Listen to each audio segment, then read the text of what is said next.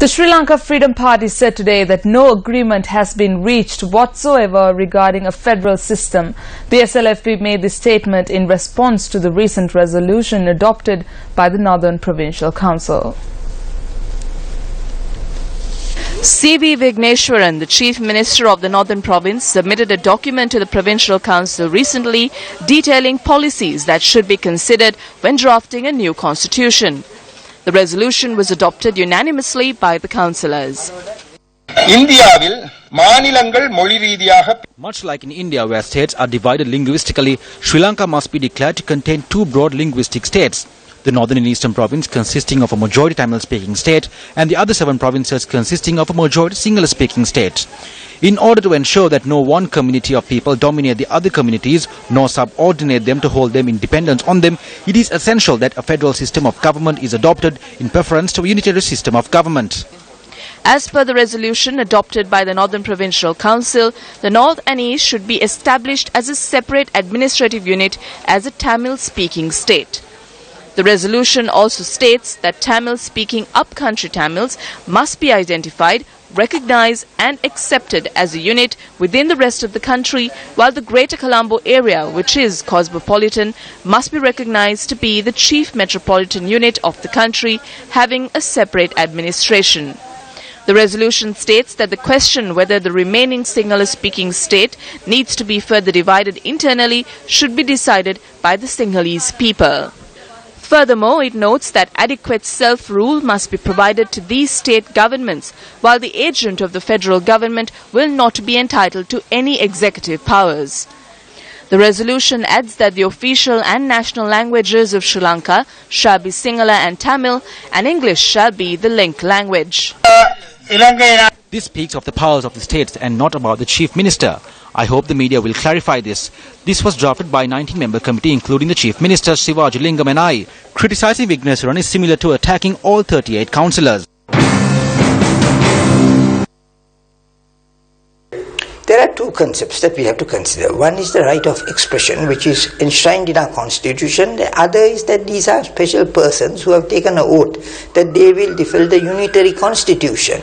They are violating that provision, which is a very serious matter. And also we have to remember that the North-East merger is still a possible concern as far as the constitution is concerned, because there is provision. But it has a very dangerous aspect. This will undoubtedly lead to great deal of disturbances in the South, and this is an effort by the northern politicians to rouse the South. This is undoubtedly the work of extremists on both sides of the divide who are trying to prevent any kind of reconciliation or amicable settlement to the existing problems of Sri Lanka. So we must be undoubtedly watch that this kind of thing is not allowed to grow, because it will accelerate once again communal disharmony.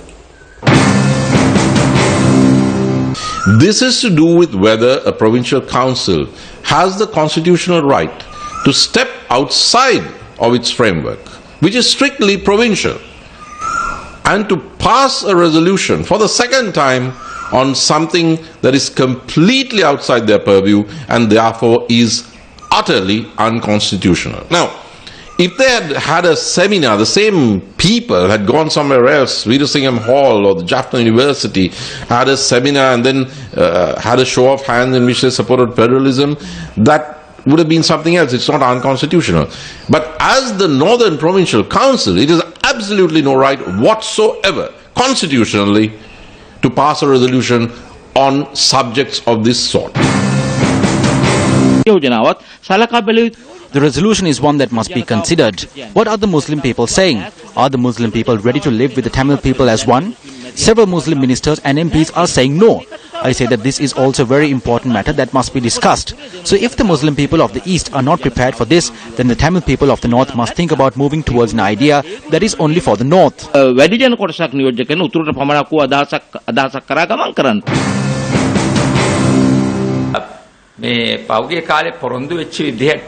In the past, these people were hoping that the Provincial Council would receive all due powers and that the army would be confined to barracks as was promised. This was not done. Lands have not been returned to the Tamil people as yet. Because of this, major opposition is rising among the Tamil people. If actions are taken by force without problems being resolved, then we may come to a position where provincial self-government will be declared unfit. Radical ideas will then come to the forefront. බලංගුණෑ කියන තැනටත් ගණන් කරන්න වෙනවා. එතකොට වෙන්නේ කැරලිකාරී අදහස් මත ජනතාව ඉදිරියට එන්න පටන් ගැනීමයි. We believe that a solution is necessary. There must be a solution to the problem facing the Tamil people. It is pointless for various people to dictate what the solution is in provincial councils and in parliament. A broad social dialogue is necessary for this.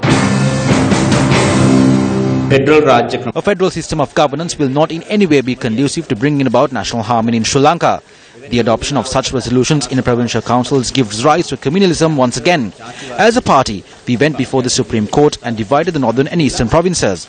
So the people of this country will in no way allow them to be merged again for the establishment of a federal state.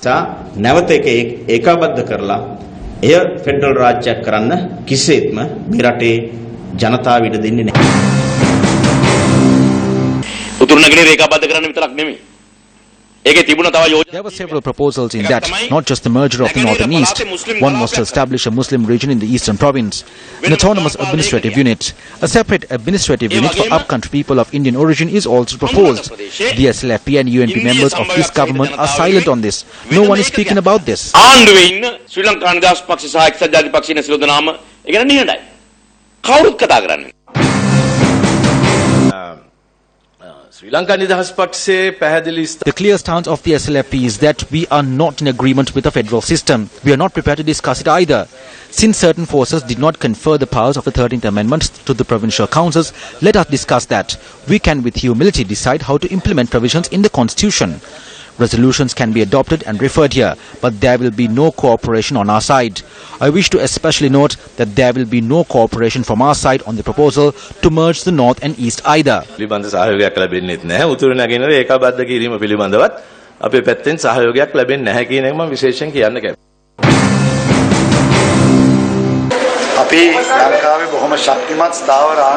We have established a strong and stable government in Sri Lanka. Both major political parties are represented in this government, so we will not be troubled over minor resolutions that are adopted at various places. At the national level, everyone in parliament is in the process of formulating a program that will serve justice to everyone. This government is bound to uphold the unitary state.